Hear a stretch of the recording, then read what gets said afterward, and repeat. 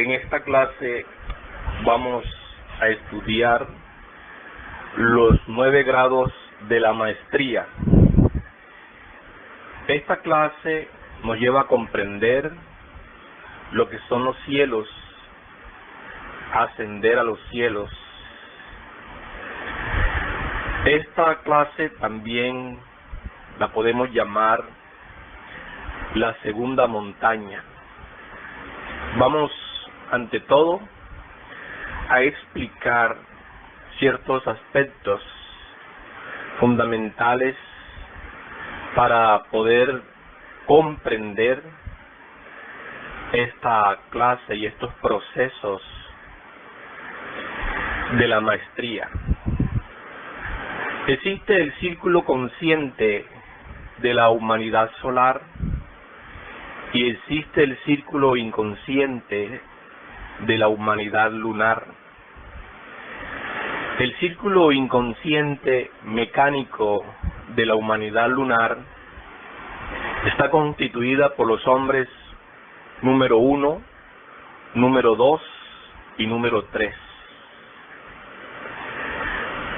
Esos hombres son cualquiera de nosotros. El hombre número 1 es el que tiene el centro instintivo más desarrollado que los demás centros. El hombre número 2 es el que tiene como centro de gravedad el emocional. Y el hombre número 3 es el hombre intelectual. Cuando un hombre, para decirlo así, se decide a autorrealizarse, lo primero que tiene que llevar a cabo es la creación o fabricación de la luna psicológica. Cuando alguien elimina de su interior psicológico todos los agregados que constituyen esos ingredientes perjudiciales de la falsa personalidad, entonces se elabora esa luna psicológica. Por lo tanto, ese hombre tendrá un centro de gravedad consciente o un centro de gravedad permanente que le proporcionará continuidad de propósitos. Cuando un hombre tiene el centro de gravedad consciente, se dice que es el hombre número 4. Pero fabricar la luna psicológica no lo es todo. Tiene que fabricar también los cuerpos existenciales superiores del ser, que Pablo de Tarso los llama los cuerpos celestiales. Los cuerpos existenciales superiores del ser se fabrican con el mercurio de los sabios. Hay que elaborar el alma metálica del mercurio. Para ello es indispensable la pareja, es decir, que este trabajo debe llevarse a cabo en los esposos, en los amantes. Primero que todo, hemos de comprender que al principio las aguas son negras, que están indicando el estado lujurioso en que nosotros nos encontramos. Hay dentro de nosotros mucha pornografía, muchas sexopatías, muchas aberraciones y perversidades sexuales. Esas son las aguas negras que hablan los libros sagrados. Esas aguas se representan con el cuervo de la alquimia. Si uno comprende eso y se propone a trabajar intensamente purificando esas aguas, eliminando nuestras perversiones sexuales, nuestras pornografías y todos esos elementos infrahumanos, morbosos y lujuriosos que nos hacen pues candidatos seguros para la muerte segunda. Entonces esas aguas se van transformando en aguas blancas, que se representan con la paloma blanca. En el cristianismo es la misma ave de Top de los egipcios. Entonces se tiene derecho a usar la túnica blanca. Pero las aguas tienen que seguir refinándose y hay que seguir trabajando por convertir el acto sexual, la cópula metafísica, en una oración. Cuando esto va acaeciendo y se va realizando dentro de cada uno de nosotros, entonces las aguas blancas se transforman en aguas amarillas que se representan con el águila. Esto quiere decir que el mercurio está completamente puro. Las suciedades y todas las abominaciones han quedado eliminadas. Luego entonces ese mercurio, porque honradamente el color del mercurio es amarillo. Cuando ya ese mercurio está completamente puro, recibe el Espíritu Santo, o sea, el fuego.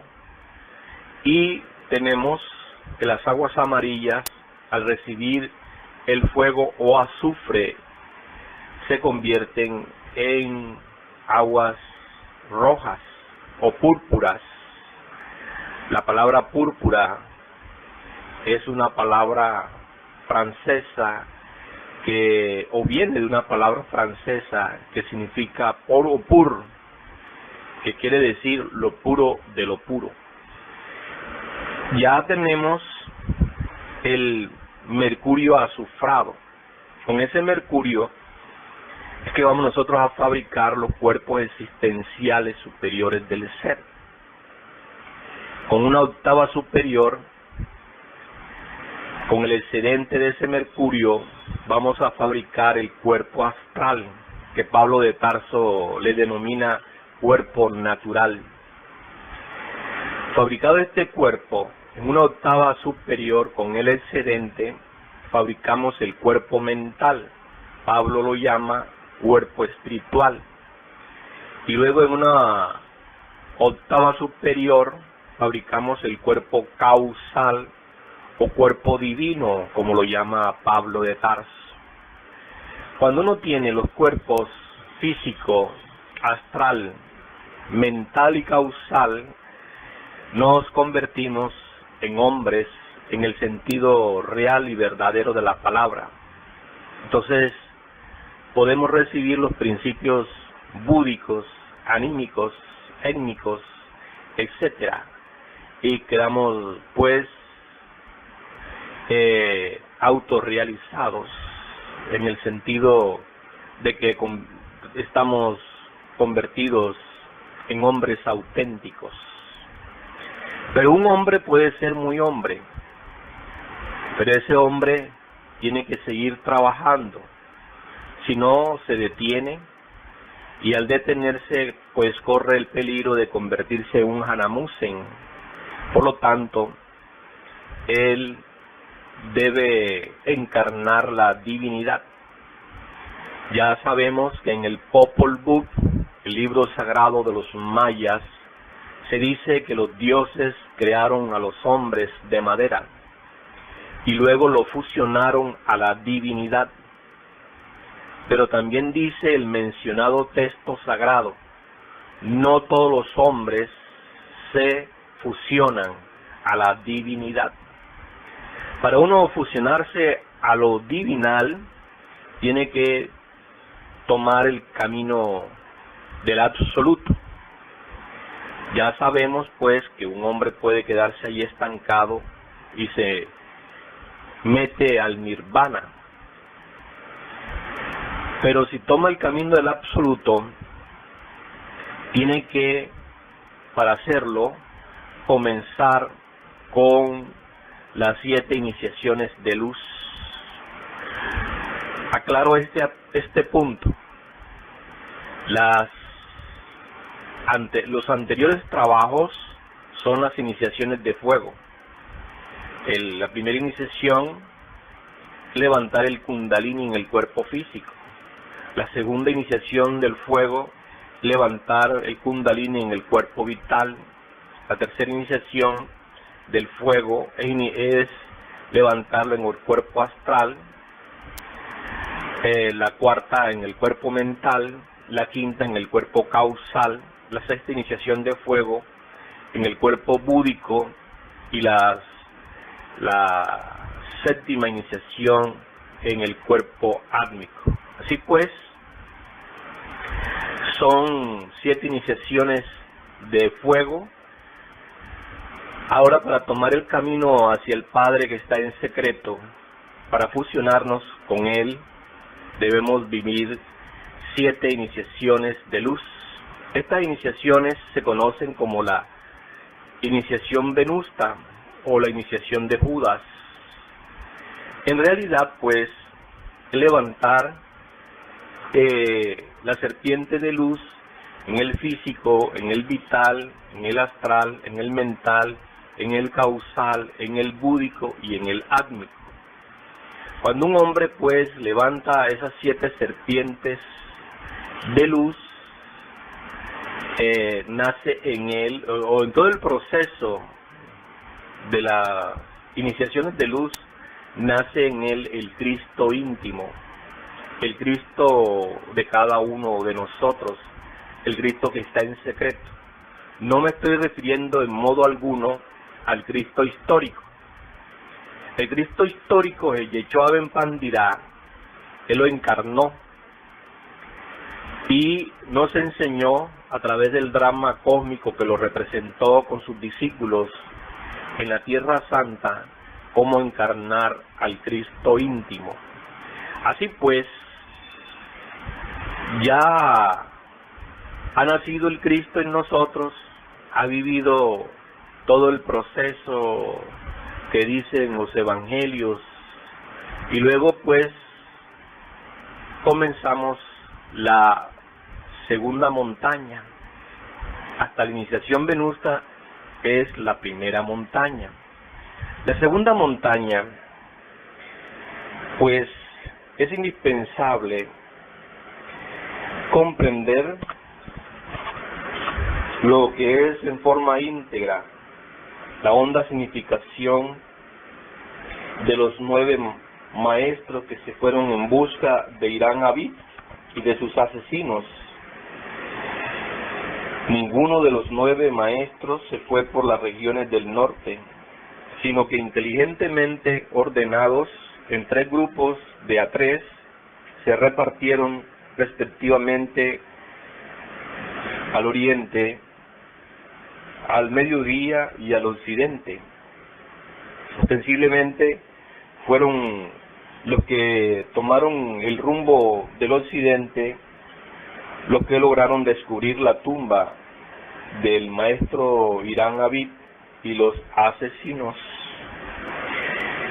Esta simbólica peregrinación esotérica de los 9 maestros se refiere específicamente, en consecuencia, al peregrinaje individual que todo iniciado, que todo hombre tiene que efectuar en la segunda montaña, pasando por 9 etapas o grados sucesivos totalmente numerados y definidos en las 9 esferas: Luna, Mercurio, Venus, Sol, Marte, Júpiter, Saturno, Urano y Neptuno.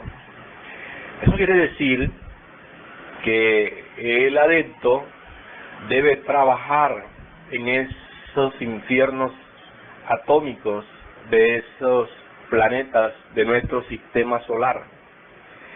Podemos y hasta debemos emitir el siguiente enunciado: solo mediante estas romerías íntimas de esfera en esfera estaremos en condiciones de vivificar y hacer resurgir y dentro de cada uno de nosotros al maestro secreto, a Irán Abid, el esposo de nuestra divina madre Kundalini, el archihierofante y el archimago, la mónada particular, individual, que es nuestro ser real. Una cosa, hermanos, es ser maestro, y otra, por cierto, muy diferente, es alcanzar la perfección en la maestría. Cualquier hombre que fabrique en la forja de los cíclopes el tosoma Eliacón, el traje de bodas del alma, por tal motivo se convierte en hombre y por ende en un maestro. Empero, perfección de la maestría es algo muy distinto. Y esto es precisamente lo que el adepto va a hacer en la segunda montaña, perfeccionar los grados. Es decir, antes de la resurrección auténtica, cada una de las 8 iniciaciones debe ser calificada. Esto se procesa en 8 años, durante los cuales tenemos que experimentar el libro del patriarca Job en todo su crudo realismo. Enfatizamos solemnemente el siguiente enunciado: jamás podrían calificarse las 8 iniciaciones en un tiempo menor al ya indicado de 8 años. Obviamente, a cada una de las 8 iniciaciones les corresponde un año. Como corolario, resultan 8 años para las 8 iniciaciones. El mencionado tiempo es exclusivamente o se corresponde al epílogo de toda una serie mística de profundos trabajos esotéricos realizados en todos y cada uno de los 9 planetas antes citados. Tales trabajos se procesan en tiempos diferentes y suelen en verdad ser demasiado delicados. Es ostensible que todo aquel que ingresa a la segunda montaña no recibe por tal motivo más grados ni iniciaciones. La perfección en la maestría solo adviene con la resurrección esotérica trascendental. La plena manifestación de la mónada dentro del maestro resurrecto le confiere, obviamente, extraordinarios poderes. Así pues, comenzamos a estudiar estos procesos de los cielos. La gran obra individual se cumple en el dominio zodiacal de las potencias titánicas. Los 12 trabajos de Hércules, que tanto hemos nombrado, prototipo del hombre auténtico, indican, señalan la vía secreta que ha de conducirnos hasta los grados de maestro perfecto y gran elegido. Entonces, el primer trabajo lo vamos a realizar dentro del infierno de la luna para conquistar el cielo lunar. Primero, entre todos estos trabajos que va a realizar acá el adepto, viene la captura y la muerte del león de Nemea. El león de Nemea representa, simboliza la fuerza de los instintos y pasiones incontroladas que todo lo devasta y lo devora. Para tener derecho al ascenso al cielo lunar, que es el astral superior, debemos primero bajar los infiernos selenitas, que es el astral inferior, y enfrentarnos valerosamente a esas 3 furias. En los abismos de Selene o de la luna, tenemos que iniciar este trabajo desintegrando a Judas, el demonio del deseo. No está de más decir con gran acierto que enhorabuena y gracias al auxilio directo de la Madre Divina Kundalini, este demonio del deseo queda reducido a polvareda cósmica. Un poco más tarde ha de continuar el trabajo con el inquieto demonio de la mente, que tanta amargura nos trae. Es el abominable Pilatos de todos los tiempos. Posteriormente se prosigue el trabajo eliminando, atacando a Caifás, el demonio de la mala voluntad. Esta es la más terrible de las tres furias clásicas dentro del interior de cada uno de nosotros. Muertas las tres furias, pues esta tercera furia es bastante terrible. Ninguna iguala su horrible apariencia, ninguna tiene en su cabellera tantas serpientes. Sus mismas hermanas le temen. Lleva la desdicha en sus manos por los venenos gorgóneos del infierno. Claro está que ha de ser el adepto sin el auxilio de su Madre Divina Kundalini. El adepto la invoca desde el fondo mismo del abismo y ella empuña la lanza de Eros. Trabaja pues intensamente sobre estos elementos abominables. Después de eliminada estas tres furias, el león de Nemea, entonces el adepto, después de esa dura brega, celebra sus esponsales con la reina de los Ginas, es decir, con su valquiria. Y Cristo está con letras de oro en el libro de la vida, que dentro del buddhi, o sea, del alma espiritual, como un vaso de alabastro fino y transparente, arde la llama de prajna, o sea, del ser. Es entonces ciertamente cuando se celebran las bodas con la adorable Buddhi, ella entra en el hombre y el hombre entra en ella. En esos instantes de bienaventuranza brilla intensamente el sol de la medianoche, que es el logo solar.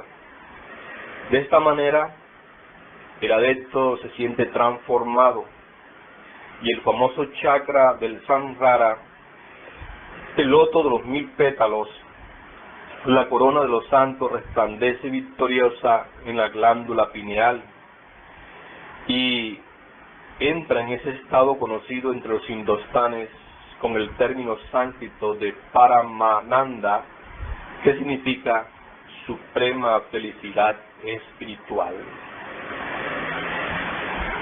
Bueno, luego viene, después de desposorio, algunos han indicado que después de las bodas químicas con el alma espiritual se entra en una paradisíaca luna de miel, pero no es así, pues el iniciado debe continuar con sus trabajos extraordinarios, ya que sumergidas en la guarida del subconsciente humano se esconde el izquierdo y tenebroso Mara del Evangelio budista. El Apocalipsis le llama el dragón de las tinieblas, un gigantesco monstruo abismal de 7 cabezas infrahumanas, personificando a los 7 pecados capitales: ira, codicia, lujuria, envidia, orgullo, pereza y gula. Esa bestia ruge espantosamente, como cuando un león lo hace. Se estremecen de horror las potencias de las tinieblas. Solo con la electricidad sexual trascendente, en plena malla sexual, es posible reducir a polvareda cósmica aquel horripilante engendro abismal. Hay que aprovechar hasta el máximo el coitus reservatus para hacer nuestras súplicas a Devi Kundalini, la serpiente ígnea de nuestros mágicos poderes. ella empuña al monstruo con sus poderes, y el monstruo pues en su mano siniestra lleva la lanza temible. Hay que herirle, y luego la Madre Divina se apodera de la singular reliquia, o sea, de la lanza que lleva, y con ella hiere mortalmente al dragón rojo. Mara, la horripilante bestia infernal, pierde entonces su gigantesca estatura y se reduce a un punto matemático, desaparece para siempre del tenebroso antro. Posteriormente, aquella fracción de nuestra conciencia antes enfrascada entre el abominable monstruo regresa, vuelve al hombre, al iniciado. Después de haber reducido a polvareda cósmica a Mara, el padre de las tres furias clásicas, entonces el adepto debe enfrentarse a ciertas bestias secundarias. Esas bestias en la mitología están representadas con algunas gallinas y con un lobo sanguinario. En las aves de corral se esconde alegóricamente esto que llevamos nosotros de pusilánime, de cobarde, de timidez, y en el lobo sanguinario está la crueldad y las cosas despiadadas que todos llevamos. Estos son humanos estados sublunares de la infraconsciencia humana. Muchas veces en ese estado los hombres se creen haber muerto en sí mismos, pero ignoran la existencia de estos agregados psíquicos dentro de sus propios infiernos atómicos. Entonces, ya habiendo caído los principales demonios yoes, viles personificaciones de nuestros horribles defectos infrahumanos, concluyen épicamente nuestros trabajos lunares, dando muerte con el asta santa a muchas otras bestias infernales. No está de más decir que hay que recoger un rico botín de guerra después de muchas cruentas batallas. Queremos referirnos con gran énfasis a aquellas múltiples gemas preciosas de nuestra propia existencia, a esos granos de conciencia embutidos, enfrascados entre los horripilantes engendros del infierno. La última parte de este trabajo en los infiernos de Selene o de la Luna es de carácter completamente atómico. No es nada fácil expulsar a las malignas inteligencias de entre sus habitáculos nucleares. Esto es ciertamente lo que se entiende por transformar las aguas negras en blancas. Ahora, tales átomos se convierten en vehículos maravillosos de ciertas inteligencias luminosas, chispas magníficas, átomos capaces de informar sobre las actividades del enemigo secreto. Así es como se logra el primer cielo, que es la morada de los ángeles inefables. Luego deviene de manera trascendental y trascendente el segundo trabajo de Hércules, que es la destrucción de la hidra de Lerna, monstruo simbólico de origen inmortal, dotado de 9 cabezas amenazantes que se regeneran cada vez que son destruidas, amenazando los rebaños al igual que las cosechas. Dura brega en la que el Cristo íntimo se hace acompañar pues de su gurú, al estilo de Yoloao con Hércules, cuyo papel es muy similar al del señor Krishna en su relación con Arjuna, del que habla el Bhagavad Gita, que es el canto del Señor. Aun cuando este magnífico trabajo pueda interpretarse como una obra bonificativa en un delta pantanoso como el del Nilo sagrado, esa hidra polifacética es también una imagen alegórica que personifica claramente a la mente de nosotros con todos sus defectos psicológicos. Eliminar las cabezas, o sea, nuestros defectos psicológicos de la hidra de Lerna, solo es posible mediante la electricidad sexual trascendente durante el Saha Maituna en la forja de los cíclopes.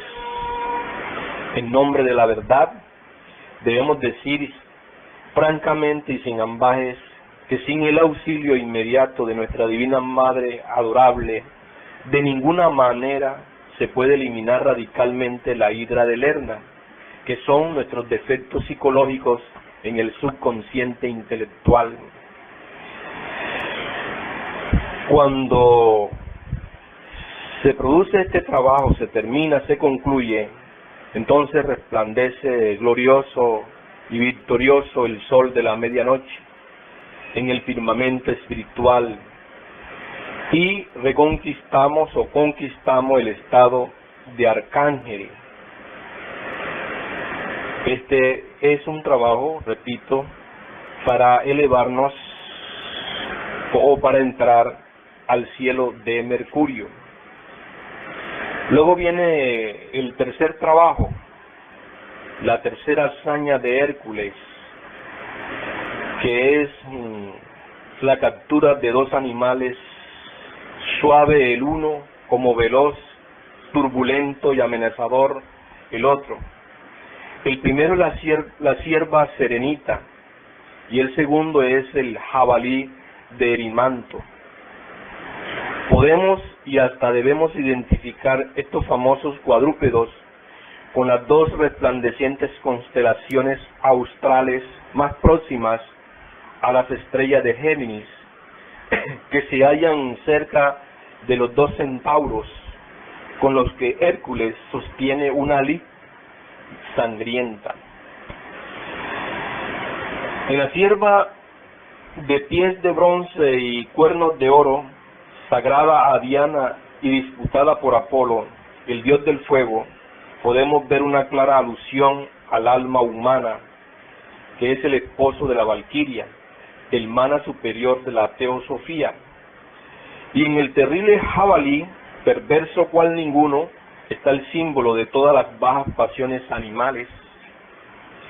Bajar es necesario antes de subir, y toda exaltación le precede siempre una terrible humillación.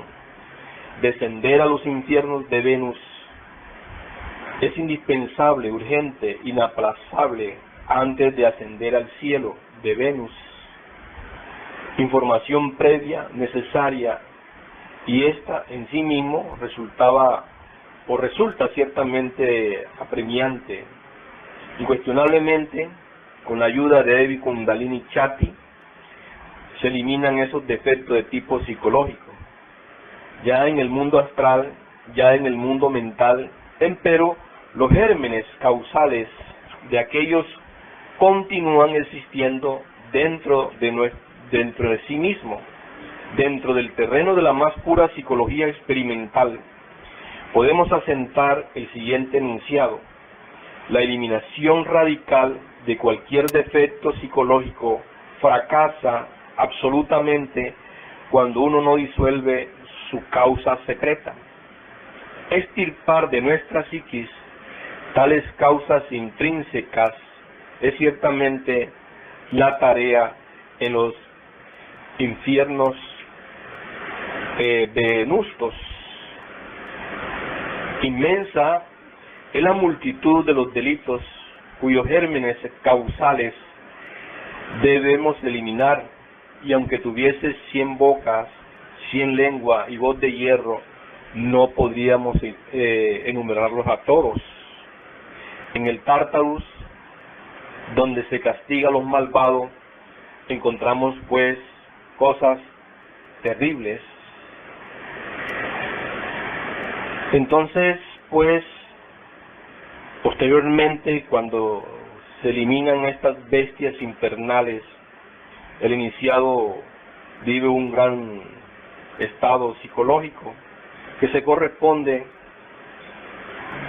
El Cristo cósmico entra en él y él se pierde en el Cristo cósmico. Ese es el momento en que una multitud de madres traen a sus niños y el Cristo, lleno de éxtasis, exclama: dejad que vengan los niños a mí, porque de ellos es el reino de los cielos.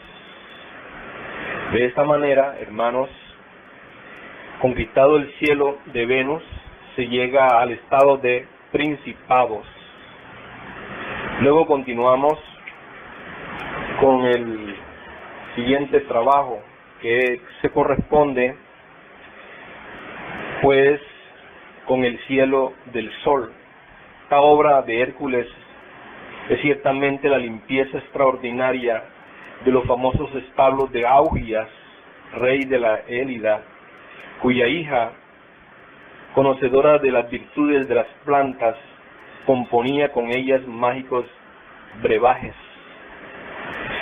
En tales mencionados establos, que es la viva representación simbólica de nuestros fondos subconscientes sumergidos,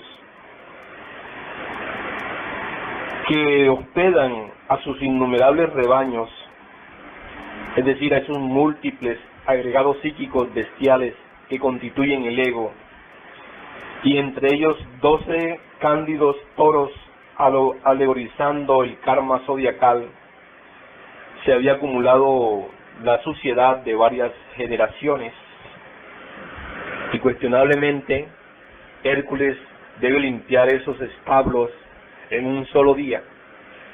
Dicen viejas tradiciones que se pierden en la noche de los siglos, que lo logró haciendo un agujero en la pared y desviando luego el curso de un río para que sus aguas los inundaran. Este insólito trabajo puede, por lo tanto, identificarse con Acuario, casa zodiacal de Urano. Uranas, el fuego y el agua primordiales, simbolizando claramente las corrientes sexuales en el organismo humano. Urano, como primer rey divino de la primitiva Atlántida, es el regente de nuestras glándulas sexuales.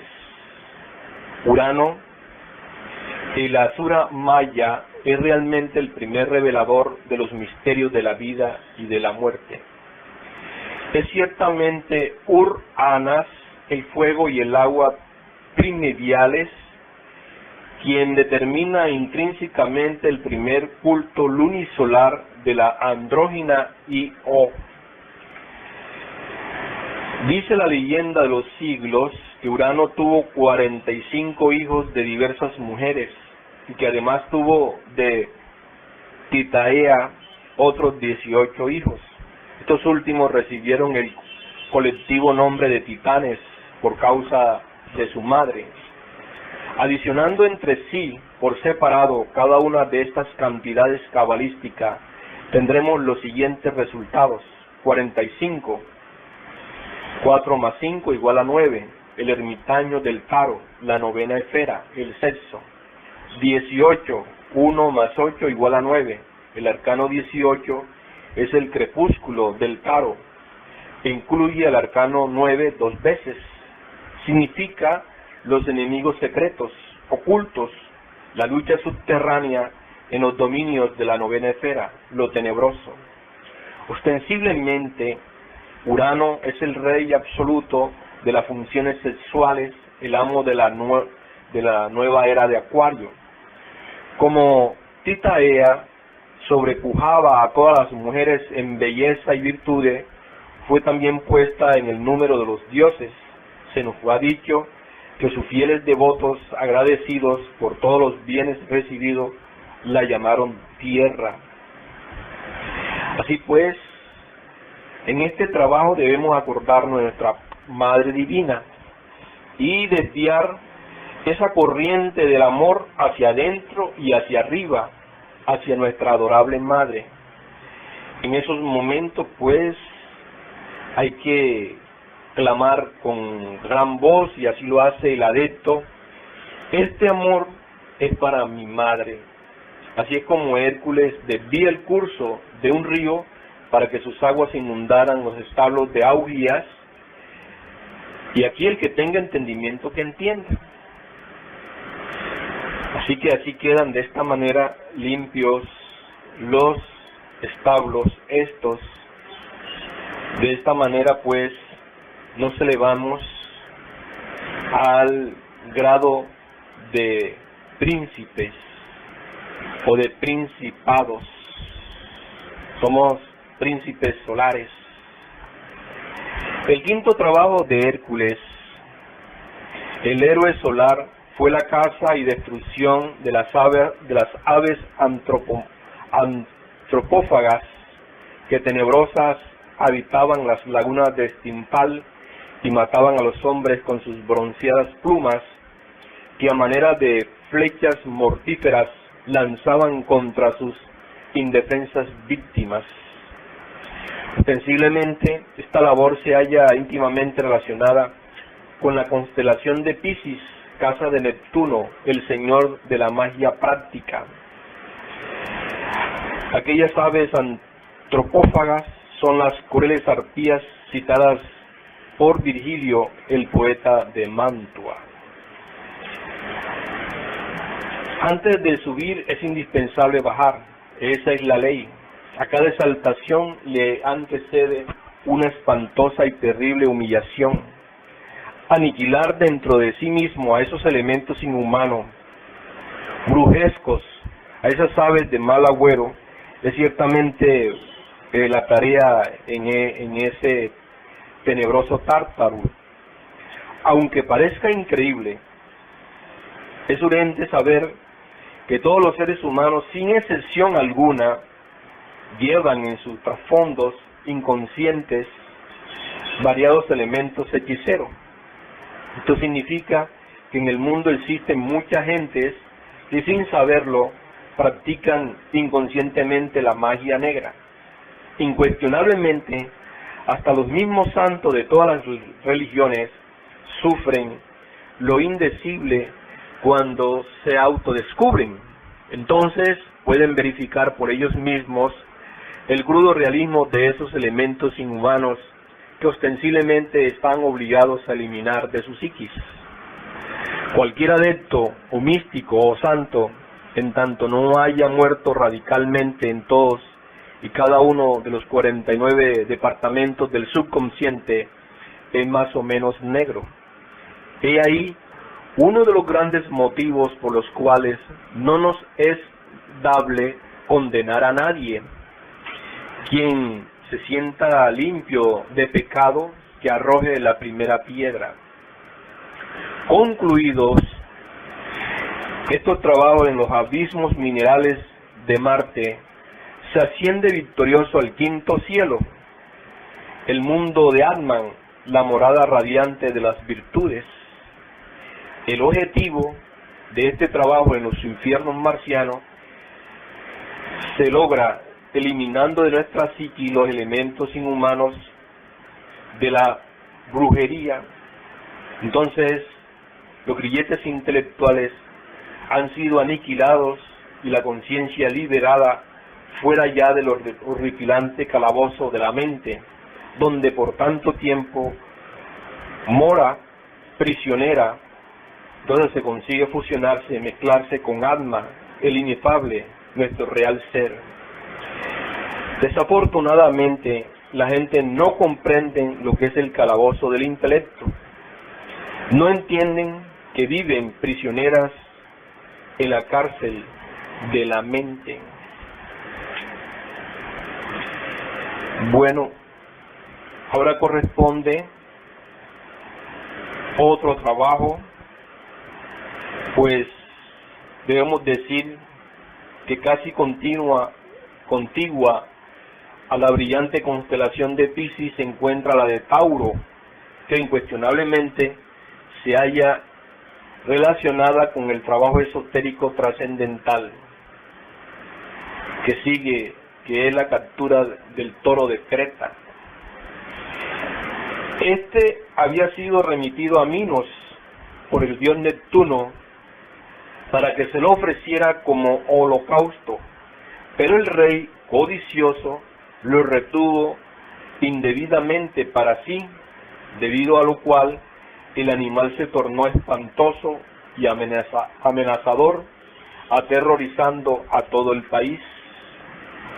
Dice la leyenda de los siglos que Hércules, el héroe solar, el Cristo cósmico, obtuvo así fácilmente el permiso para apoderarse de él, encadenarlo y arrastrarlo por mar hasta Micenas. Es indubitable que el trabajo relacionado con los infiernos jupiterianos se halla plenamente alegorizado con la sexta hazaña de Hércules. Encadenar al simbólico toro de Creta es realmente la tarea a seguir, y esa en sí mismo es algo horripilante. Entonces, pues, ese es el trabajo que hay que hacer.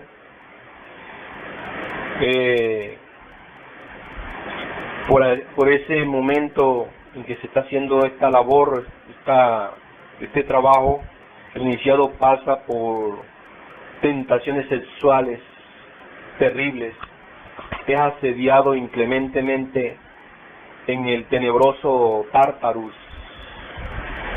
Autoexplorándonos psicológicamente, descubrimos en nuestro trasfondo más profundo de nuestra propia mente el famoso toro de Creta, negro, descomunal, gigantesco, amenazante y provisto de agudos cuernos, y se expresa en nuestra psiquis con fuertes impulsos sexuales, pasionales y reflexivos. Es urgente, pues, encadenarlo para desintegrarlo y reducirlo a cenizas. Indubitablemente, repito, uno tiene que ser asistido por Devi Kundalini. Este gran evento se celebra con una fiesta en el templo maravilloso de Júpiter. Entonces, muchos reyes y sacerdotes de la naturaleza, revestidos con la púrpura sagrada, le dan la bienvenida al iniciado. Así es, pues, que se ingresa al cielo de Júpiter, que es la morada de las dominaciones. Allí tenemos la felicidad, sin límites ni orillas. El séptimo trabajo de Hércules, el héroe solar, el Cristo cósmico, Cristo íntimo de cada uno de nosotros, es la subsecuente captura de las yeguas de Diomedes, hijo de Marte y rey del pueblo guerrero de los Bistonios, que mataban y se comían a los náufragos que llegaban a esas costas. Hércules y sus compañeros solo logran apoderarse de aquellas bestias después de feroz combate con los Bistonios, quienes con Diomedes habían acudido a defender sus posesiones, a los que vencen, quedando el rey dado en pasto a esas hembras antropófagas. En los infiernos saturnianos debemos apoderarnos, debemos capturar y destruir a las yeguas de Diomedes, que son infrahumanos elementos pasionarios profundamente sumergidos en nuestros propios abismos inconscientes. Esas yeguas son simbólicas bestias junto a las aguas espermáticas del primer instante, dispuestas siempre a devorarse a los fracasados. Y así en ese momento el adepto es atacado incesantemente en el tenebroso Tártarus. Los adeptos de la mala magia atlante resuelven combatir con inaudita ferocidad al adepto, y este debe defenderse valerosamente. Núbiles damas adorables, bellezas malignas, exquisitamente peligrosas, lo asedian por doquiera. Incuestionable es que en los saturnianos infiernos experimentamos, vivenciamos, revivimos los terrores Atlante. Escrito está: de todo árbol del huerto podrás comer, mas del árbol de la ciencia del bien y del mal no comerás, porque el día que de él comieres, morirás. Embriagarnos con el aroma delicioso de la fruta prohibida es indispensable. Así lo enseña Hércules, el Cristo íntimo.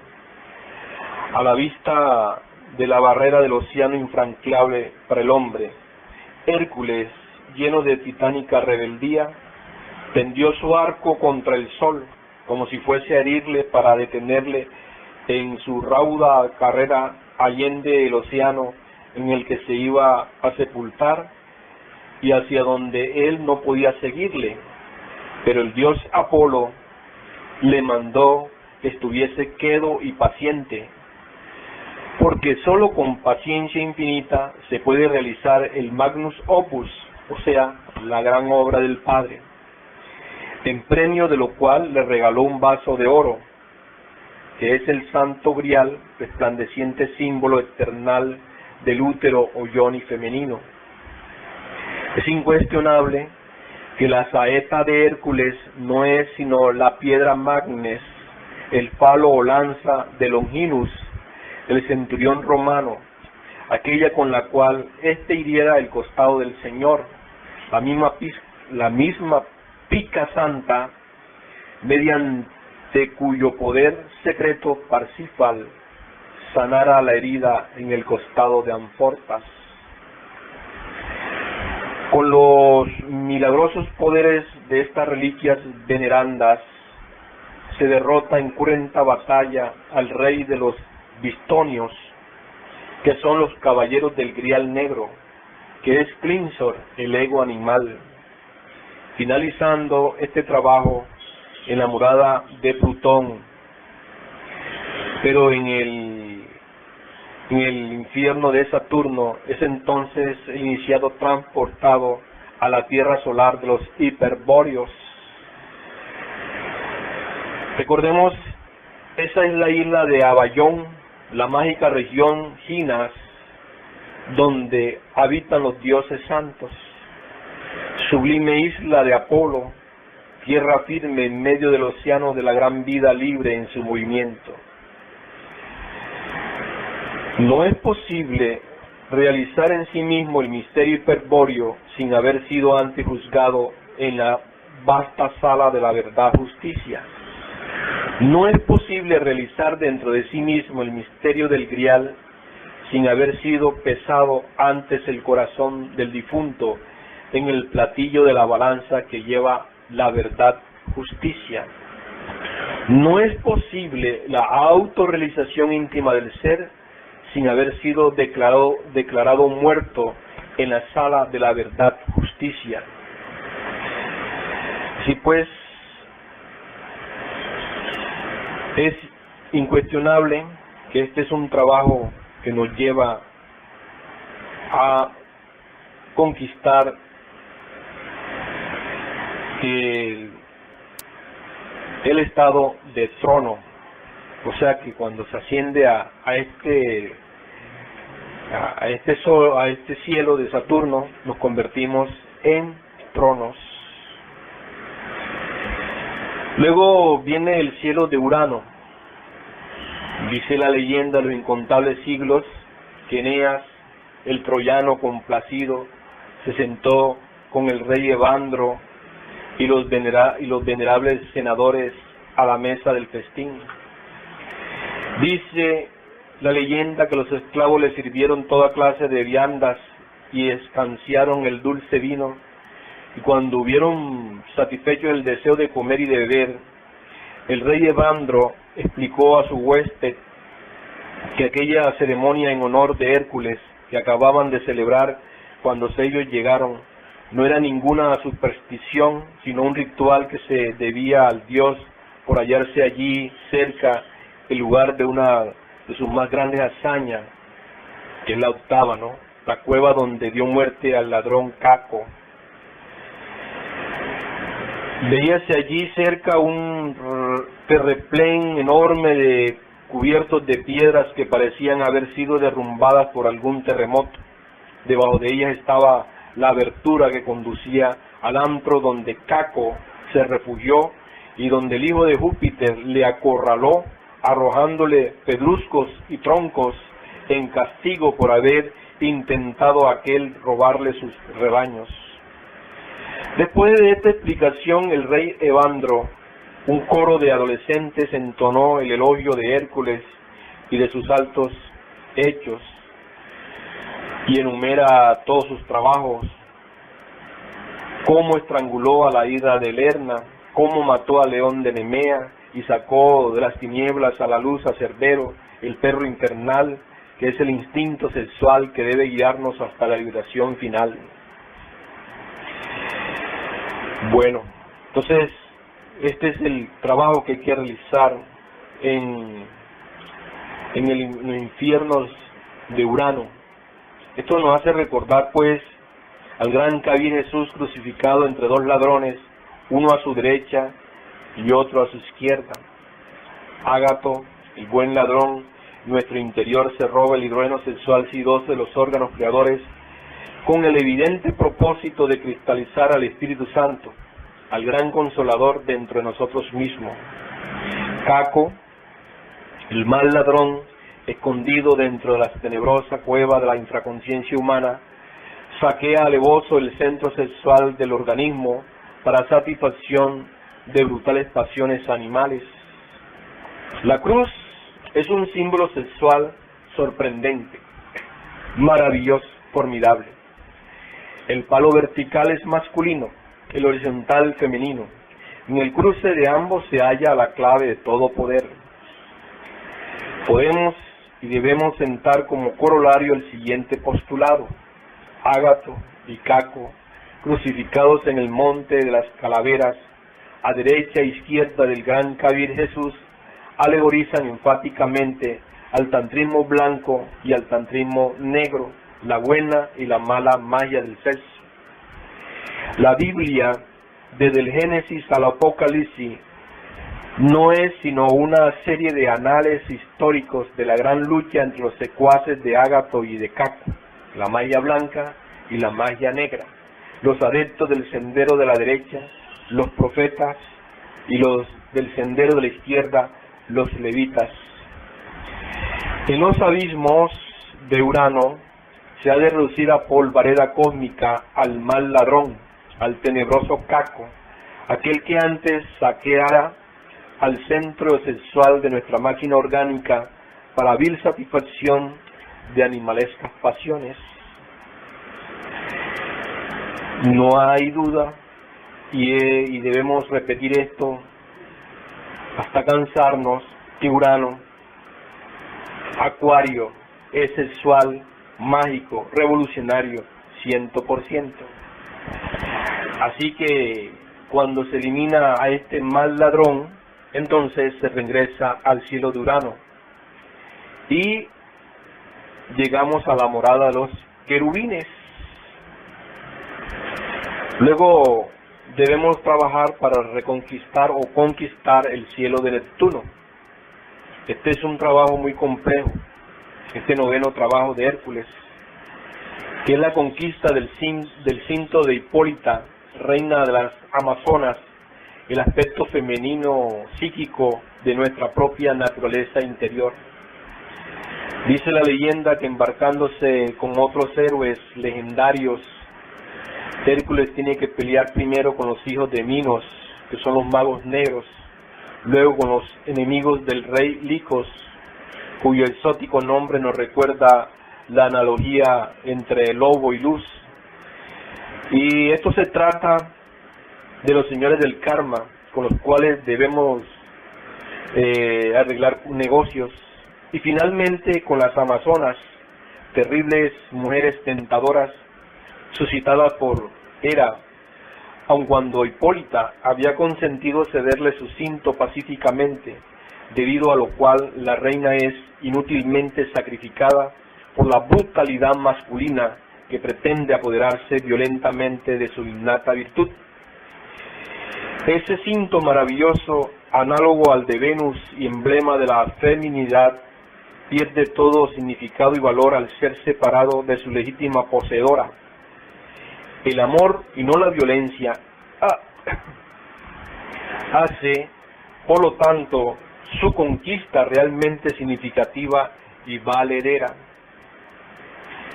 Dice pues la leyenda, habiéndose costeado el dios Neptuno el continente Atlante, ahora sumergido en las procelosas aguas del océano que lleva su nombre, engendró varios hijos en una mortal mujer. Junto a la isla donde habitara todo era llanto, pero en medio de ella había un valle muy especial, con un pequeño monte central distante 50 estadios de la arenosa playa. En aquel monte moraba uno de esos grandes seres nacidos en la tierra llamado Evenor, quien de su mujer Leucipe había engendrado a Cliote, su única hija. Muerto de estos padres de Cliote, Neptuno se casó con ella y cercó el collado en que habitaba con varios fosos de agua, de los cuales, según dice la leyenda de los siglos, 3 venían desde el mar y distaban por igual del océano, amurallando el collado para hacerlo inconquistable e inaccesible. Esta Cliotene o Cliote, o Minerva o Nuit, edificó en Grecia y especialmente en Atenas y en Sais, el famoso delta del Nilo. En memoria de todo esto, los atlantes edificaron el maravilloso templo de Neptuno y Cliotene o Cliote. En ese templo santa fueron depositados los cadáveres de los 10 hijos de Neptuno, simbólico número mágico. No podemos negar el estudio del número 10 sin tratar la bíblica obligación del diezmo, a la que se sujetó voluntariamente el mismo Abraham en relación al rey iniciado de Melquisedec.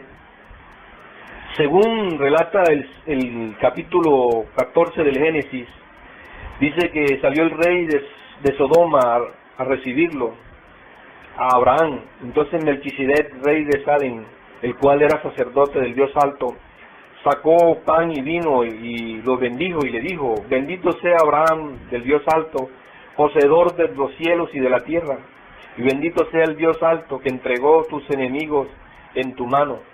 Y diole a Abraham los diezmos de todo. En su aspecto esotérico o público, la obligación del diezmo en la legislación judía es el deber universal que todos los hermanos de la senda tienen de contribuir fielmente con una parte de sus ingresos que no debe ser inferior al diezmo, y en aquella forma libremente elegida que juzgarán más oportuna y eficaz para sostener la causa de la verdad y de la justicia. En su aspecto esotérico o secreto, el diezmo simboliza la balanza de pagos en la esfera de Neptuno. Es indubitable que todos nosotros asesinamos al dios Mercurio, a Irán Abid, y no es posible resucitarlo dentro de nosotros mismos sin haber antes pagado el abyecto delito. Por consiguiente, el diezmo viene a ser un complemento práctico y necesario del principio dinámico que emana del estudio profundo del 10º mandamiento, o sea, considerar como fuente, manantial y providencia espiritual de todo el centro interior y divino de nuestra vida, el Ioe misterioso que se esconde en medio del delta central del santuario de nuestro ser. Esclarecen este punto del diezmo las palabras evangélicas de Mateo 6:20. Mas haceos tesoros en el cielo, porque donde estuviere vuestro tesoro, allí estará vuestro corazón. El capítulo 3 de Malaquías